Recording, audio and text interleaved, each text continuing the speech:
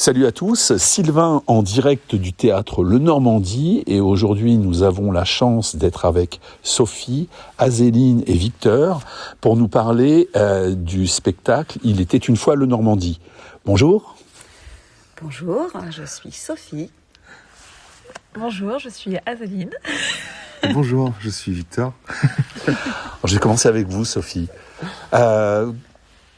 Apparemment, vous êtes le metteur en scène de ce spectacle. Comment écrit-on ce genre de spectacle pour le théâtre Le Normandie ?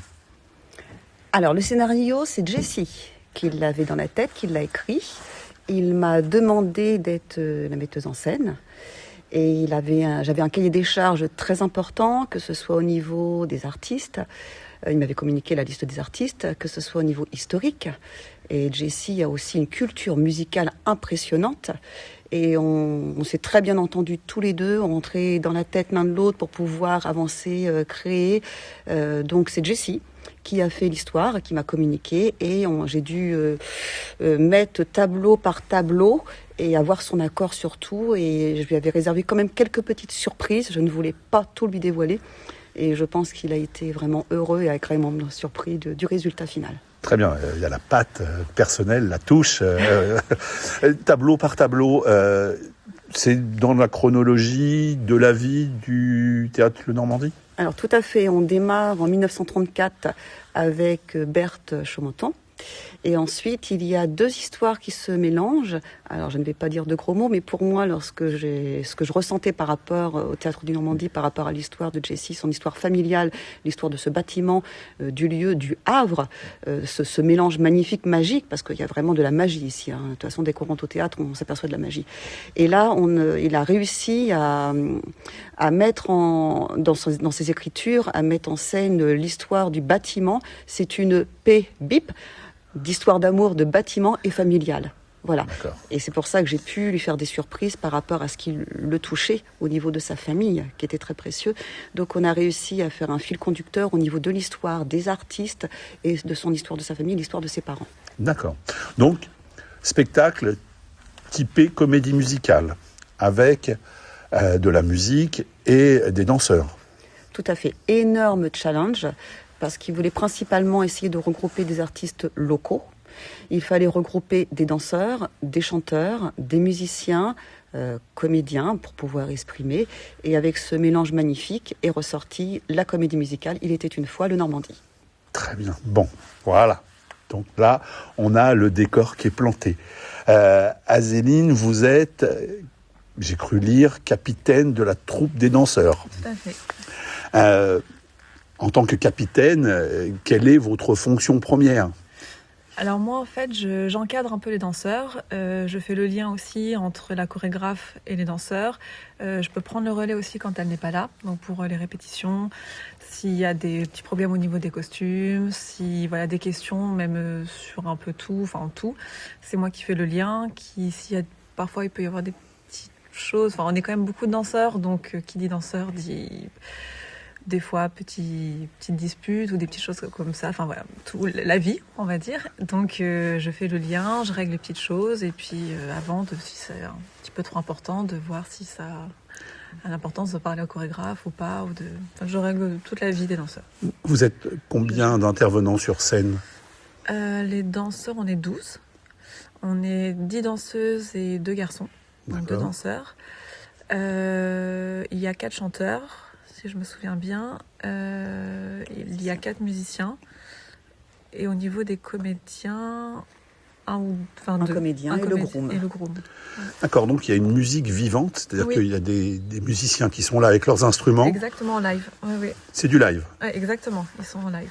C'est très bien, ça, c'est pas courant. Les gens aiment beaucoup justement que ce soit en live. Et il y a aussi d'ailleurs l'arrière-petite-fille de Berthe Chaumontan, qui est ici, qui intervient pour faire le lien justement entre, on va dire, Berthe Chaumontan, la créatrice du Normandie, et la passation avec la fille du coup de Jessie qui intervient à la fin du spectacle. Et que du coup le Normandie qui est passé de la famille Chaumontan à la famille de Jessie pour C'est pour ça que lorsque je disais qu'on touche la magie, on touche la magie, parce que c'est quand même extrêmement rare d'avoir un lien familial également au niveau des artistes. Et le challenge au niveau des interprétations, que ce soit des musiciens, des chanteurs. D'ailleurs, lorsque j'ai repris 3 petites notes de musique pour Yves Montand, j'ai transformé une strophe en réécrivant les paroles pour que ça soit personnalisé au niveau du théâtre du Normandie. D'accord, c'est... La Normandie, on t'aime, théâtre éternel, la force de l'amour. Voilà, donc je réécris. Et la chanson finale, c'est le compositeur Nicolas Seigneuret qui a écrit, pareil, j'insistais, pour qu'il y ait une identité par rapport à ce spectacle.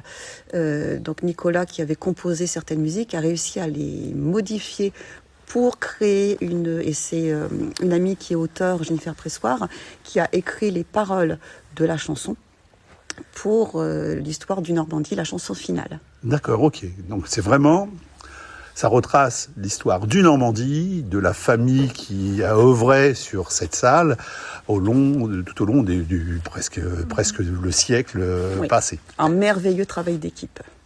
Ah, j'en doute pas un instant. Voilà, j'insiste. Petite question technique, alors. Écriture, mise en scène, répétition, je pense qu'il y a quand même un gros boulot de répétition. Oui. Et puis la technique, alors on a parlé des musiciens, il y a un peu de lumière. Oui. Comment ça s'est passé ? Vous avez écrit le show light et Victor ici présent l'a mis en place, ou vous avez travaillé d'un commun accord ? J'aime bien quand on rentre dans ma tête. C'est-à-dire, oui, alors avec Jessie, on discutait de certaines choses. Après, moi, je me suis projetée, j'ai mis des mois et des mois. C'est vrai que j'ai pas eu de vie depuis 1 an. Une petite anecdote, je pensais être en retard parce que je fais ma comptabilité au niveau personnel de 2-3 mois. Et en fin de compte, quand je me suis replongée dedans, j'étais en retard de 1 an. Je n'ai pas vu le jour, la semaine, le week-end, la nuit, depuis 1 an. Et donc, il y avait des fiches techniques. Je voulais cette émotion, cette ambiance sur certains tableaux. Et après, je fais confiance. Parce qu'il faut aussi avoir une partie très professionnelle et pour pouvoir créer, créatrice. Et donc, on en a discuté aussi avec Victor. Il a eu les fiches techniques. Et puis après, je le laisse libre. J'ai juste donné quelques indications. Et ce qu'il a fait, ça fait partie de la réussite du spectacle. Parce qu'il n'y aurait pas la lumière qui correspond au thème. Mmh, tout à fait. Il n'y aurait pas l'émotion. Il y a la musique, mais il y a aussi l'encadrement en lumière. Très important. Difficile comme... plan de feu à respecter. Ce qui était compliqué, c'est que moi, je suis arrivé je suis le petit dernier du spectacle. Je suis arrivé 1 mois avant l'ouverture du théâtre. Et donc, j'ai dû faire la création du spectacle en même temps que... Les répétitions Non, pas les répétitions, que monter la scène du théâtre. Donc, j'ai tout préparé, configuré sur une télé dans le bar du Normandie. Et j'avais reçu les musiques, les annotations de Sophie. Et de là, j'ai tout encodé, on dit. Mais la première répétition globale avec les artistes, c'était avec le public. Oui, parce que c'était magique. Hein. C'est un spectacle qui a déjà été proposé au public. Est-ce qu'il y a d'ailleurs quelques changements par rapport... Je crois qu'il y a eu 3 représentations ou 4 représentations. 7. Alors, oh là, alors là, ça ne sait... C'était compliqué les premières. Je pense que ça a dû jamais se voir dans l'histoire peut-être d'un théâtre. C'est que Jessie a eu l'autorisation de l'ouverture du théâtre vers 16h30 le jour même de la première. C'est-à-dire nous avons pu produire le spectacle sans aucune répétition générale. Oui. C'est-à-dire la veille, ils étaient en train d'installer les moquettes, de fixer encore des lumières. Donc c'est pour ça que j'étais très très intransigeante au niveau de mes fiches techniques, c'est-à-dire qu'il fallait vraiment me suivre, les yeux fermés. On ne pouvait pas avoir de peut-être... Non, c'était comme ça. Et par contre, en effet, comme je n'avais pas eu de répétition générale, je ne savais pas à certains moments le temps qu'allaient mettre certains danseurs pour se changer de costume ou la chanteuse. Donc il y avait pour moi des choses que oui, j'ai modifiées. D'accord. Au fil des spectacles. Et je parle d'autres personnes qu'il ne faut pas oublier, parce qu'il y a Victor en lumière, mais il y a aussi d'autres personnes au niveau de la technique. Il y a aussi... pour les vidéos, qui ont eu beaucoup d'importance. On a eu affaire, on a été aidé par Gataka au niveau des vidéos, qui ont fait un superbe travail. Il y a aussi mon assistant Jérémy qui m'a aussi aidé pour caler des musiques sur les vidéos et qui est également là pour les tops. Donc oui, c'est ça. Tout le monde a été porté par l'aventure. Il fallait vraiment me suivre les yeux fermés. Et Jessie a été heureux du résultat parce que franchement, sans aucune répétition, faut le faire. Ouais, on n'était même pas sûr de pouvoir faire la première représentation le soir. C'est vrai que c'était, Oui, avec 1h30 avant l'ouverture.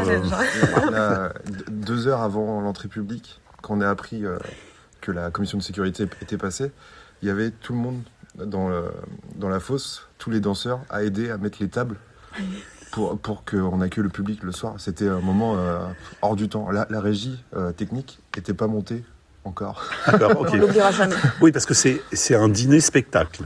Oui. Les 2 prochaines représentations, alors 2 plus, on me dirait ça après, dîner-spectacle, dimanche, alors les dates je crois que c'est le 19 avril et au mois de mai. Ça s'articule comment ? Les gens mangent et après il y a le spectacle, ou pendant que les gens déjeunent ?